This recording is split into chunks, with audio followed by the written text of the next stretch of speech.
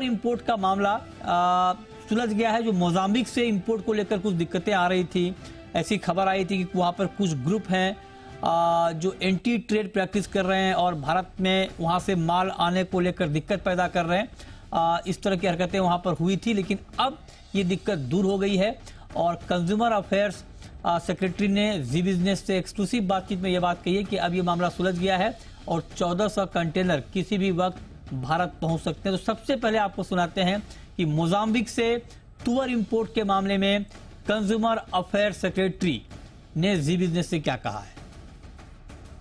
दाल को लेकर कई तरह की खबरें आ रही थी, कहा जा रहा था कि मोजाम्बिक से इंपोर्ट नहीं हो पा रहा है, कुछ दिक्कतें हैं। अभी क्या वो दिक्कतें सॉल्व हो चुकी हैं? क्या वहाँ से कितना कंसाइनमेंट आ चुका है? उसकी भारत पहुँचने की समय अवधि क्या होगी और दाल की अभी मौजूदा स्थिति क्या है? दाल की मौजूदा स्थिति काफ़ी अच्छी है और जैसा मैंने पहले भी कहा था कि हमारे फूड पर्टिकुलरली जो होलसेल प्राइसेस हैं उनमें लगभग 4% की गिरावट देखी गई है और चाहे मूंग हो या मसूर दाल हो, उड़द दाल हो, इन सभी में प्राइसेस डिक्लाइन कर रहे हैं और तूर और चने में भी डिक्लाइन प्रारंभ हो गया है क्योंकि आने वाला जो खरीफ सीज़न में जो बुआई हुई है तूर की और उड़द की वो बहुत अच्छी हुई है और ये आशातीत एक तरह से सफलता हुई है। अब इसमें कुछ जो फसलें हैं वो उपलब्धता की दृष्टि से हमें दूसरे देशों से इंपोर्ट करनी होती हैं। पिछले वर्ष भी मोजाम्बिक और मलावी से जो इंपोर्ट्स हैं उनमें कुछ रुकावट हो रही थी।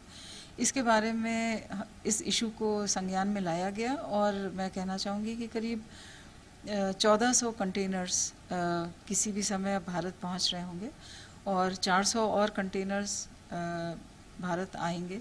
तो इस दृष्टि से दालों की जो उपलब्धता है वो और बेहतर होगी और आने वाले त्योहारी सीज़न में दालें उपभोक्ताओं के लिए उपलब्ध रहेंगी। कई बार हमने देखा था पिछले साल में भी कि लगातार मंत्रालय विदेश दूतावासों से संपर्क में था, गवर्नमेंट टू गवर्नमेंट टॉक्स में ज़्यादा बिलीव कर रहा था क्योंकि कुछ आड़तीय या फिर कुछ इंपोर्टर्स जो है इस तरह की दिक्कतें पैदा कर रहे थे। अभी का जो सिस्टम है वो गवर्नमेंट टू गवर्नमेंट ही चलेगा या हम इसमें और भी कुछ मॉडिफिकेशन कर रही है? नहीं, देशों के बीच में जो आपसी रिश्ते होते हैं उनके मद्देनज़र हम लोग गवर्नमेंट टू गवर्नमेंट ही बात करना बेहतर विकल्प समझते हैं।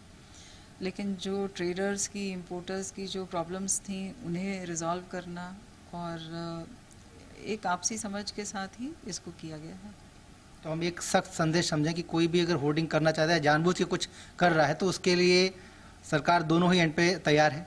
आप देख सकते हैं कि हम लोगों ने जैसे स्टॉक लिमिट्स भी लगा रखी हैं, इन्हीं को मद्देनज़र रखते हुए कि कोई होर्डिंग नहीं करे, कोई ब्लैक मार्केटिंग नहीं करे, कोई प्रॉफिटियरिंग नहीं करे और इस पर बड़ी कड़ी निगरानी चल रही है।